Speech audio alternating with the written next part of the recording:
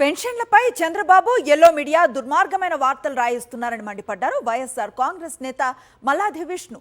ఆర్థిక సంవత్సరం ముగింపు కాబట్టే ఏప్రిల్ నెలలో 3వ తారీఖున పెన్షన్లు ఇస్తున్నారని గుర్తు చేశారు.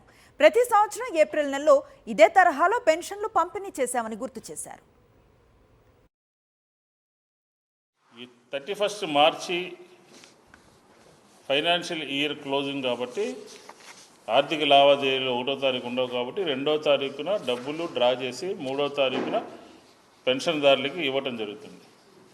అది ఈ సంవత్సరమే కాదు, పోయిన సంవత్సరం కూడా ఈరోజు మేము ఇచ్చినటువంటిది కాదు.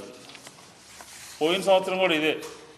వాళ్ళు చేసినటువంటి తప్పుని ప్రభుత్వం మీద, వైఎస్ఆర్ కాంగ్రెస్ పార్టీ మీద, లేకపోతే జగన్మోహన్ రెడ్డి గారి మీద నెట్టేటటువంటి ప్రయత్నం చేస్తూ దుష్ప్రచారం చేస్తూ ఉన్నారు.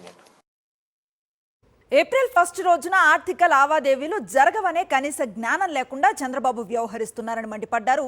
నవరత్నాల executive committee vice chairman Narayanamurthy.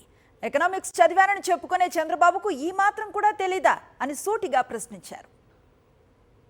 BC, SC, ST మైనారిటీలందరూ కూడా ఇవాళ క్షోభకు గురవుతున్నారు. మీరు చేసిన ఈ అరాచకానికి, మీరు చేసిన ఈ దుర్మార్గానికి వాళ్ళందరూ రోధిస్తూ ఉన్నారు.